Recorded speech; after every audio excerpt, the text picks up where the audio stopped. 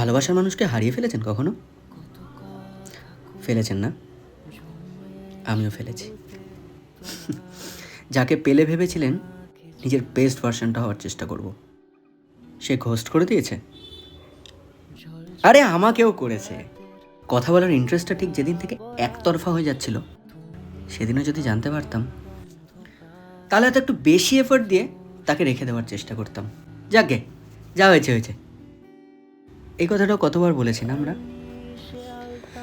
আর ঠিক তারপরেই তার প্রোফাইলটা স্টক করা, আপনার মেসেজটা সে চেক করলো কিনা সেটা দেখা, তার লাস্ট সিন চেক করা।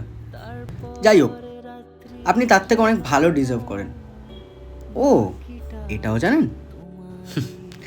আমিও জানি। কিন্তু বিষয়টা হলো, আমরা না কোনোদিনও তার থেকে ভালো কাউকে চাইনি, আর হয়তো চাই না।